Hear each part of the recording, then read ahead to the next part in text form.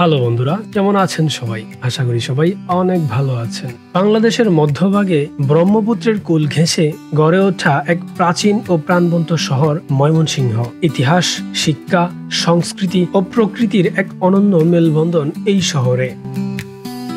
ইতিহাসের পাতায় ময়মনসিংহের পরিচয় বহু পুরনো। 1787 সালে প্রতিষ্ঠিত ময়মনসিংহ জেলা এক সময় পূর্ববঙ্গের সবচেয়ে বড় প্রশাসনিক অঞ্চল ছিল, যার আগের নাম ছিল মোমেনশাহী। অনেকে মনে করেন ময়না নামের এক স্থানীয় নেতার নাম থেকেই এই ময়মনসিংহ নামের উৎপত্তি হয়েছিল।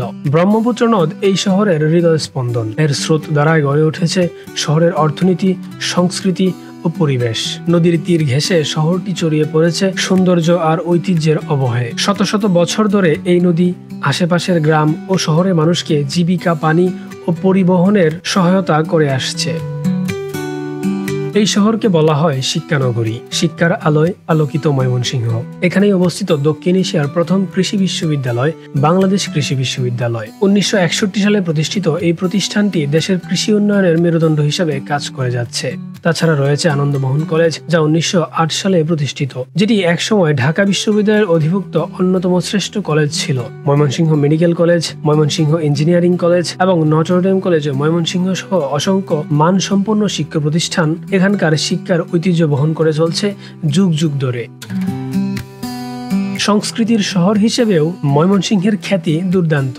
এই শহরের মাটিতে পা রেখেছেন রবীন্দ্রনাথ ঠাকুর, কাজী নজরুল ইসলাম ও জসিমউদ্দিন। এখানকার বাউল গান, পালা গান, গম্ভীরা ও লোকসঙ্গীত আজও জীবন্ত সংস্কৃতির নিদর্শন। আর আছে ময়মনসিংহ গীতিকা, যেখানে ফুটে উঠেছে এই অঞ্চলের প্রাচীন লোককাহিনী ও প্রেম বিরহের গল্প। ময়মনসিংহ শহরের মূল আকর্ষণগুলোর মধ্যে রয়েছে জয়নুল আবেদিন পার্ক, জয়নুল আবেদিন সংগ্রহশালা, যেখানে বাংলাদেশের আধুনিক চিত্রকলার জনক শিল্পচর্চ জয়নুল আবেদিনের স্মৃতি জড়িয়ে আছে। Mominul Haque stadium, town hall ও পুরাতন রেল স্টেশন, ময়মনসিংহ জাদুঘর এবং নদী ঘেঁষা শহীদ মিনার এলাকা, যেখানে প্রতিদিন শত শত মানুষ প্রাণ ভরে প্রকৃতির সঙ্গে সময় কাটান। বৃহত্তর ময়মনসিংহ জেলা জুড়ে রয়েছে গৌরীপুর, ফুলবাড়িয়া, নান্দাইল, মুক্তাগাছা, ঈশ্বরগঞ্জ, ভালুকা, তারাকান্দা, ত্রিশাল, যেগুলো প্রতিটি আলাদা আলাদা ইতিহাস, ঐতিহ্য আর জীবনধারার সাক্ষী হিসাবে পরিচিত। আপনারা যদি প্রত্যেকটা জায়গার আলাদা আলাদা ভিডিও চান, তাহলে অবশ্যই কমেন্ট করে জানাবেন। ত্রিশালেই রয়েছে জাতীয় কবি নজরুল ইসলামের স্মৃতি বিজড়িত